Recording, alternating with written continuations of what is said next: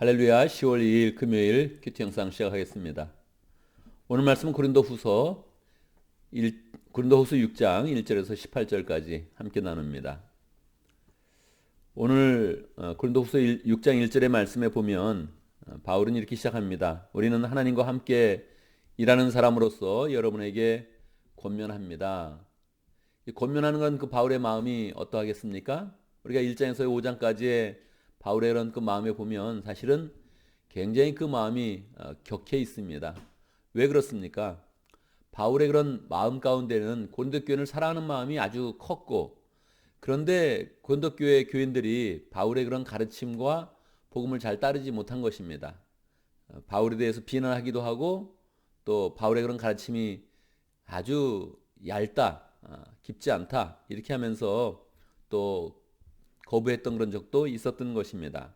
그런데 바울의 그런 상황은 어떠했을까요? 4절에 보면 우리는 무슨 일에서나 하나님의 일꾼답게 처신합니다.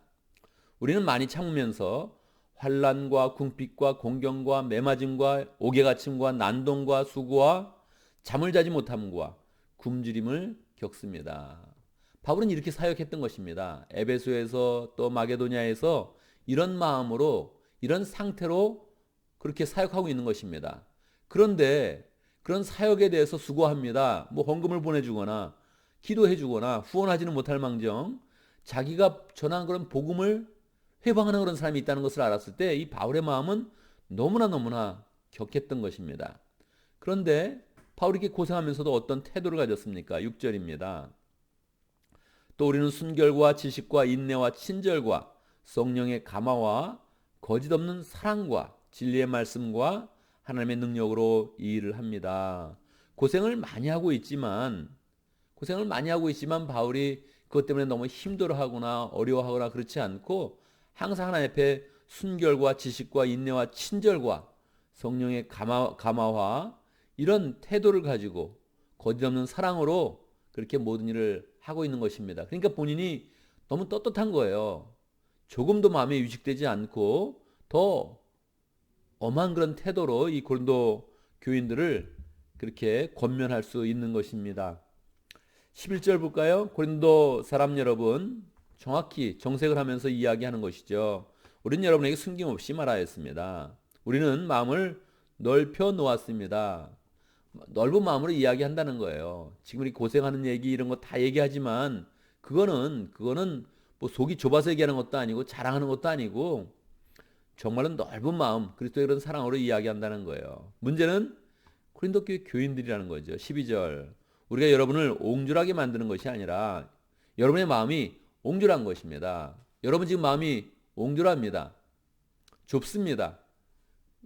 외형을 보고서 사람을 판단하고 복음도 판단하고 이 믿음에 대해서 잘 받지 못했습니다. 그렇게 이야기하는 것이죠. 13절. 나는 자녀들을 타이르듯이 말합니다. 보답하는 셈으로 여러분도 마음을 넓히십시오. 마음을 넓혀서 정말 진리를 똑바로 보고 내가 가르친 그런 복음의 그런 내용들을 정확히 판단해서 잘 받아들여라. 그렇게 이야기하는 것이죠. 이 고린도 후서에는 정말 바울의 그런 감정이 굉장히 잘 나타나 있는 것 같아요. 14절 한번 볼까요? 14절. 믿지 않는 사람들과 멍에를 함께 매지 마십시오. 여러분 믿지 않는 사람들이 누굽니까? 하나님을 믿지 않는 그런 사람들과 멍에를 같이 하면 안 되죠. 정의와 불의가 어떻게 짝을 하며 빛과 어둠이 어떻게 사귈 수 있습니까? 일반적으로 믿지 않는 사람들 그렇게 하면 보통 예수님을 믿지 않고 교회에 나오지 않는 사람들을 이야기하는데 아마 여기서는 믿지 않는 사람들이라는 것이 그냥 교회 밖에 그런 사람들이라기보다 교회를 어지럽혔던 그런 유대교 거짓 교사들을 말하고 있을 가능성이 굉장히 높습니다. 그렇지 않아요? 1장부터 5장까지 지금까지 오더라도 이 바울의 마음이 섭섭한 것은 저 바깥에 아직 믿지 않는 그런 사람들 때문에 섭섭한 게 아니었어요. 거짓 교사들이 와서 바울의 복음이 틀렸다 이렇게 이야기하고 가볍다 얘기하고 그리고 바울에 대해서 비난하는 그 마음 때문에 마음이 너무너무 격했던 거예요. 오죽하면 눈물의 편지를 썼겠어요. 이 눈물 속에서는 정말 고린도 후서 교인들을 야단치는 그런 내용들이 너무 많았거든요.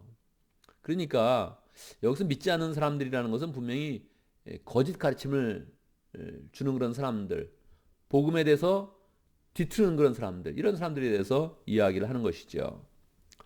이런 사람들에 대해서 바울의 그런 그 마음이 어떻게 얼마나 분노가 있는지는 뒤에 보면 더 나올 수 있죠.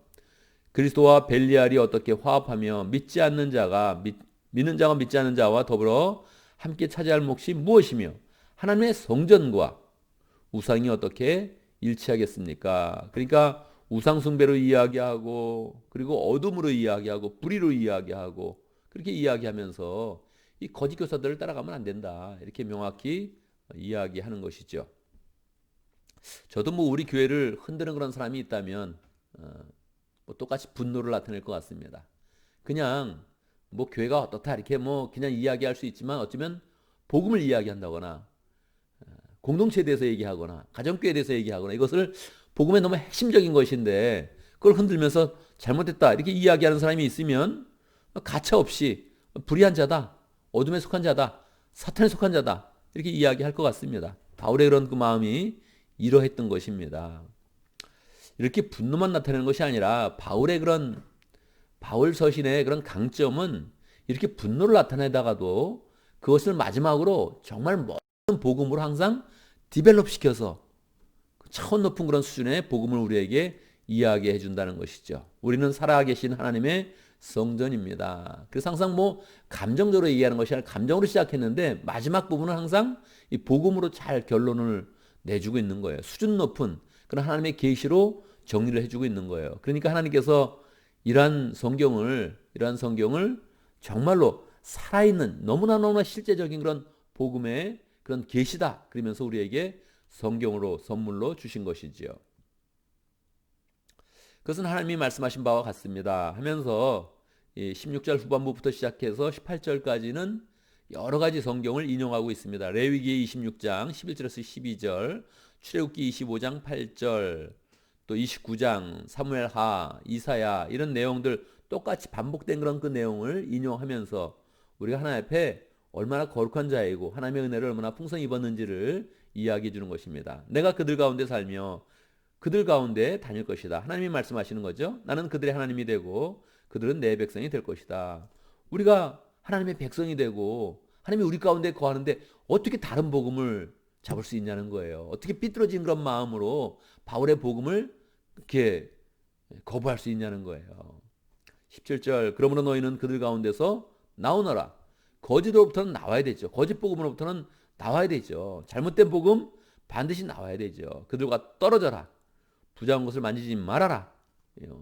격하게 이해하고 있지만 이게 성경에 구약에 계속적으로 나오는 것이니까 그 맥을 관통하면서 지금 고린도 교인들이 지금 거짓으로부터 떨어져 나와서 다시 복음을 굳게 붙잡아야 된다는 거예요. 나 주가 말한다. 그리하면 내가 너희를 영접할 것이다.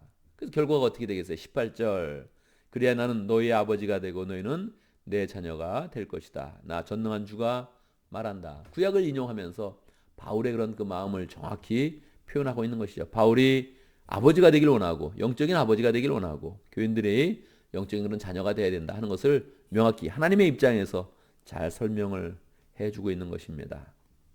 오늘 말씀은 사도 바울이 고린도 교인을 향한 그런 권면의 그런 그 내용입니다. 그런데 권면의 내용 가운데 자신의 그런 상황이 정확히 묘사되어 있죠. 복음을 위해서 얼마나 수고를 많이 하고 있는지 그리고 그 가운데 수고를 하고 있고 정말 많은 고생을 하고 있지만 믿음에 굳게 서서 순전한 그런 그 마음으로 하나님 앞에서 많은 수고를 하고 있다 이렇게 알려주고 있죠. 순전한 믿음에 서서 그렇게 고린도 교인들도 복음을 잘 따를 때 그들이 하나님의 성전이 되고 하나님의 그런 백성이 되어서 살 것이다 그렇게 권면해주고 있습니다.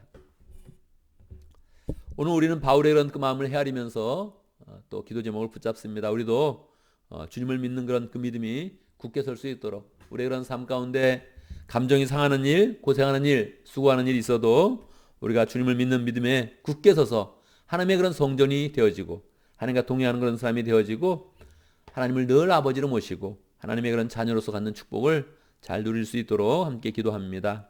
오늘 실크로드 목장을 위해서 기도하겠습니다. 김지희 목자님, 주유미 목녀님 위해서 기도하고 실크로드 길에서 또 그 지역에서 사역하시는 정성선님 위해서 기도하겠습니다.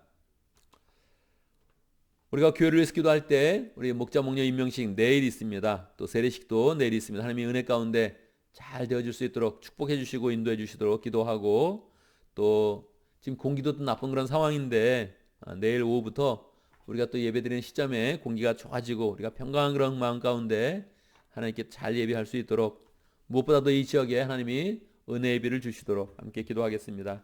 제가 먼저 기도하고 여러분 함께 기도하는 시간 갖도록 하겠습니다. 기도합니다.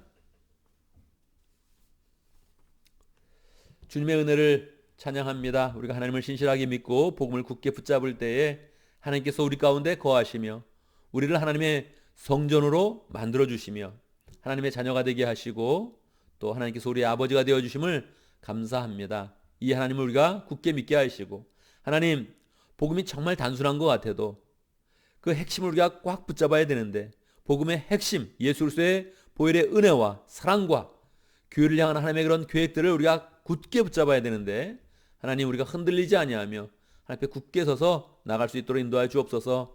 감정에 흔들리고 또 상황에 흔들리고 환경에 흔들려서 우리의 이런 그 마음이 삐뚤어진 그런 복음을 붙잡지 않도록 주님께서 역사하시고 인도하여 주옵소서.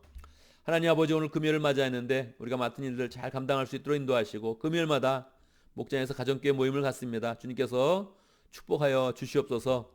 성령의 은혜가 흐를 수 있도록 역사하시고 하나님의 사랑이 충만할 수 있도록 역사하시고 우리의 삶 가운데 함께 하시며 기도에 응답하시는 하나님을 만날 수 있도록 역사하여 주옵소서. 목장 모임을 가질 때마다 영혼을 향한 그런 사랑을 뜨겁게 가질 수 있도록 인도하시고 영혼 구원하여 제자 삼는 그런 삶으로 우리가 굳게 설 수 있도록 인도하여 주시옵소서.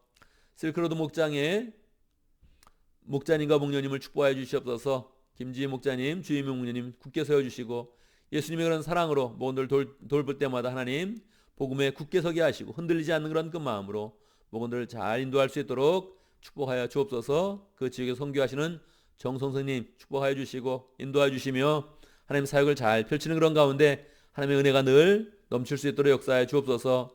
필요한 것들을 공급하여 주시고 후원자들을 세워주시고 또 기도의 그런 후원자들을 많이 세워주셔서 늘 기도 은혜 가운데서 하나님 맡은 사명을 잘 감당할 수 있도록 축복하여 주옵소서. 하나님, 내일 우리가 목자 목녀 임명식도 가지고 또 세례식도 가집니다.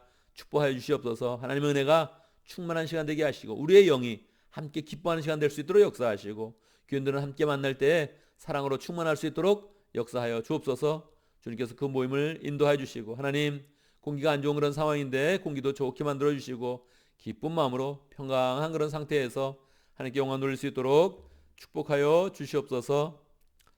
하나님 아버지, 이 지역에 비를 내려주시고 은혜의 비를 내려주시고 주님께서 내려주시는 그 비를 통해서 우리가 하나님의 은혜를 맛보며 하나님께 감사하며 하나님을 더 사랑할 수 있도록 축복하여 주시옵소서.